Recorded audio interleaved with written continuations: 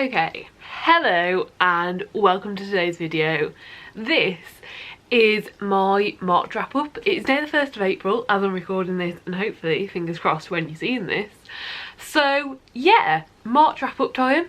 So during March I read 9 physical books, 2 audiobooks and 4 ebooks, which means I read 15 books in total, which I'm really quite happy with. I think that's a good amount, and you know, like, I don't feel like I've read too much. I feel like I've enjoyed everything I've read, and it's really just been a good time.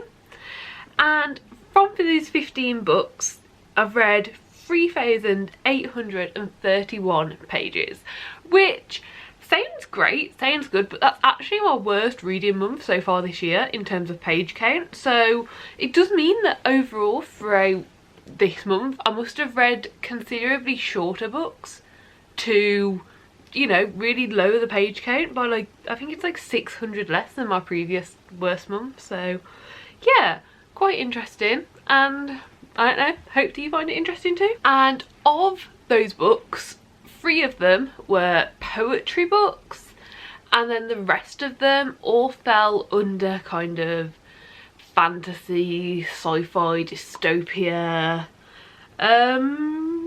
light fantasy maybe, like all that sort of genre, which isn't that surprising as that is like my favourite genre and the genre that I enjoy reading the most, so not that surprising. So minus the ebooks, these are all of the books that I've read during this month. Now I'm going to go through them all, and I'm going to go through them all in basically the order that makes sense to me. This is kind of my reading order for the month. However, I've read a lot of books that are part of series, so I'm going to group the series together and talk about those all in one. First up, I read a book called Bloodfresh. This was an e-arc from NetGalley, and I gave it 3 stars. It was alright, it was good.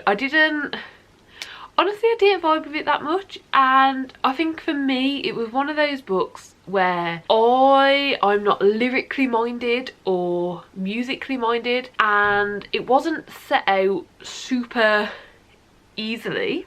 Like, it wasn't complicated, but like for me, someone who's not got that sort of mind, it wasn't set out great. And it's just one of those books that I feel like if an audiobook comes out in the future, I will give it another go, because I thought the poetry in it and the short stories, they were great, they were good, the ones that I could get my brain into.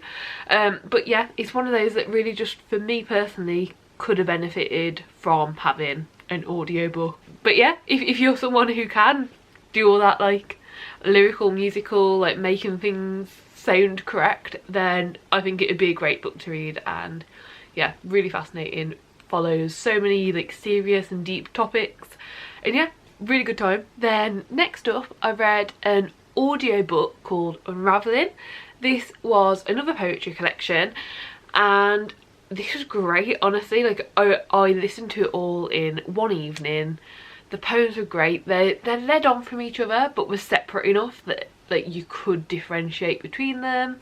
Again, covered good topics and was just a really pleasant, nice thing to read, but also made you think a lot. It made you think about problems and situations and what was going on, and yeah, I really enjoyed it and gave it 5 stars. It was great. I would 100% recommend. Obviously I listened to the audiobook, but I assume that the like physical or like written book would also be just as good. Then next up, I read the Folk of the Air series, and I read these 3, the main 3 in the series, and also read the 2 shorter story ones. So we've also got The Lost Sisters and How the King of Elfame Learned to Hate Stories. So I read those as well, but they were much shorter, and I read those after these.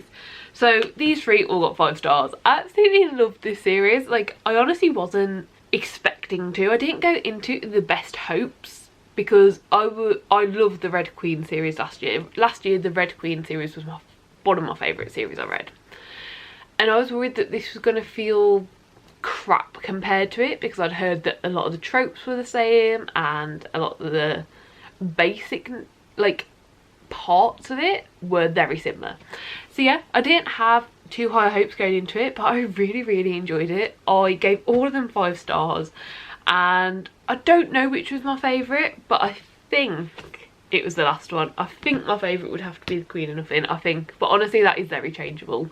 But yeah, really good time. Had a lot of fun reading it and would definitely recommend.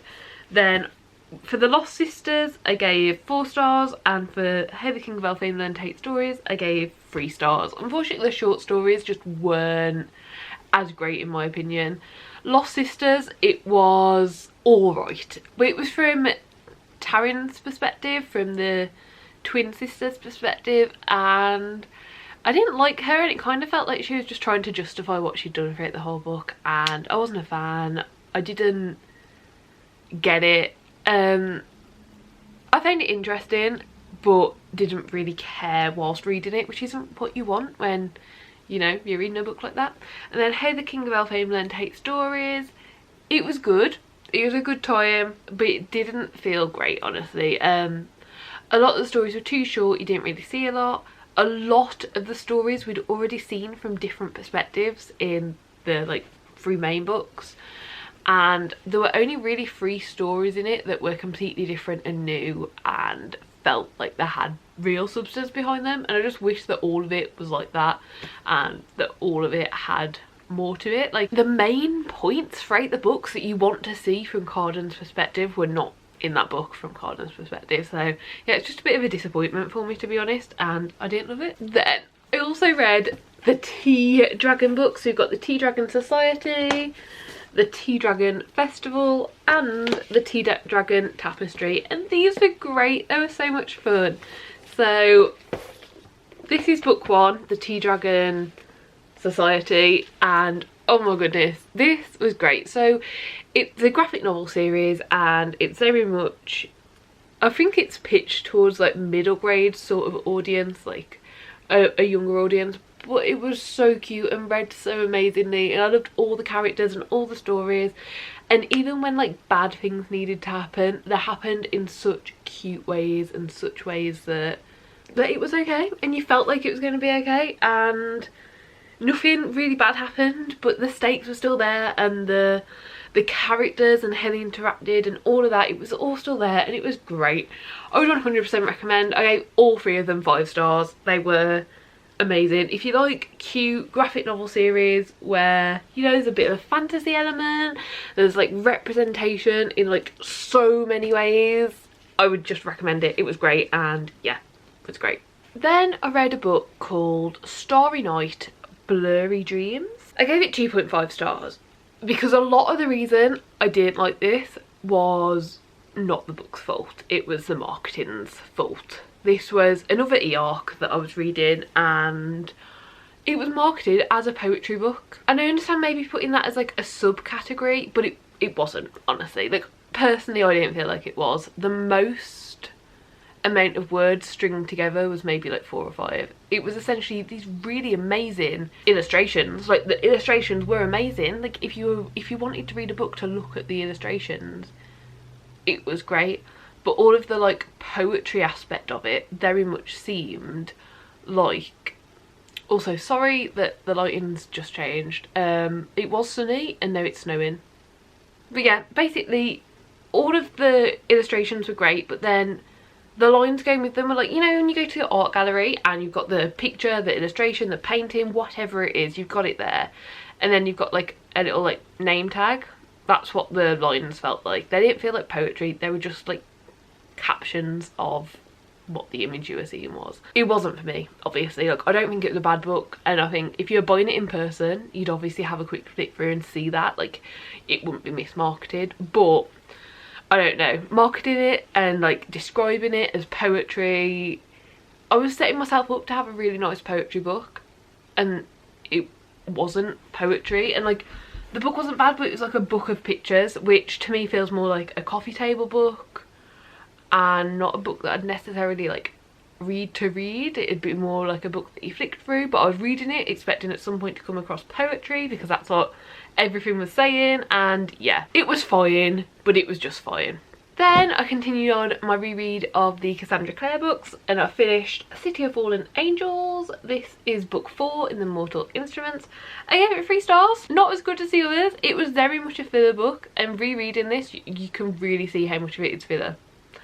Most of the book is spent like just changing character relationships, introducing any new characters that are necessary for the rest of the books, and just really I can't think of anything in here that wasn't to set up something in one of the next books, and I did enjoy it, honestly. Like, it was 3 stars because it was still good, and the characters were still good, you know, like you still saw them and still had aspects of that, but overall it wasn't it. Then I also reread Allegiant. I listened to this via audiobook and it was really good. I enjoyed this, honestly. I gave it 4.5 stars in the end. I definitely think it's the best book of them.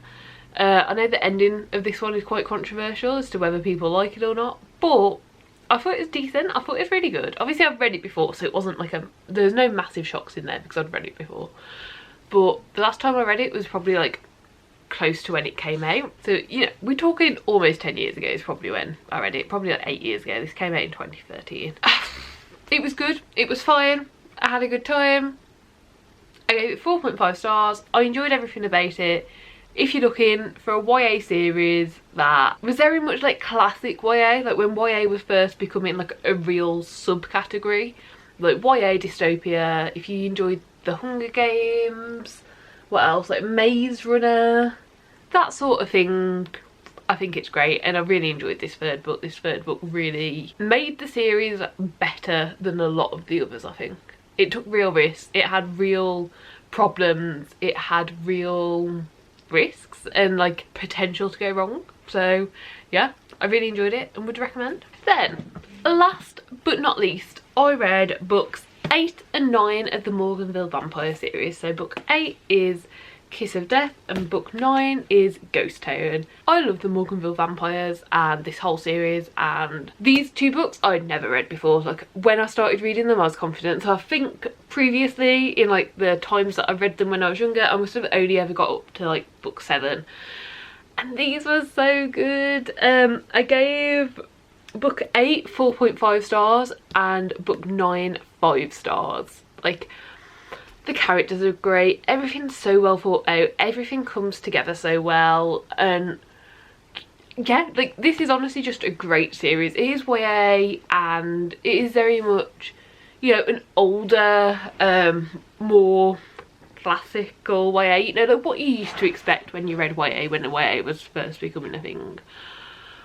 But it's just so good. It's such a long series. There's 15 books in this series, but I still don't feel ready for it to end. I just read book 9 and I feel like I could still just be getting started with it, which is such a great feeling.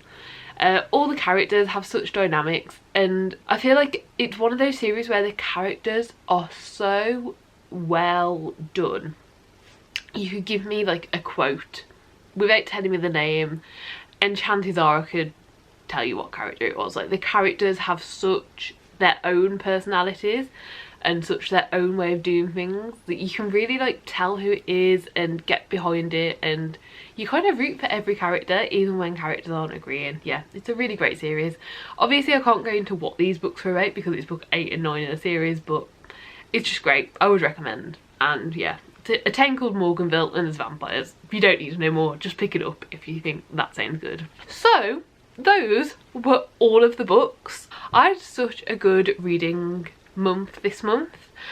I read 15 books and 8 of those were 5-star reads. Like 8 5-star reads in a month is amazing in itself. And then like there were so many others that were like 4.5 stars and 4 stars, and yeah, like it came so close, and I feel like this was the reading month that I needed. It was so good, and I actually took a week off this month without reading anything. Like I just couldn't read. I got into like a little mini slump, which you would have noticed probably if you watch all of the reading vlogs. There was one missing, but yeah, I thought this was great. I had such a good time. I'm so glad I've read what I've read, and yeah, I just hope that April is as nice as this month was. So yeah, if you enjoyed the video, please do give it a like, subscribe down below if you'd like to see more like this, and hopefully I'll see you next time. Bye.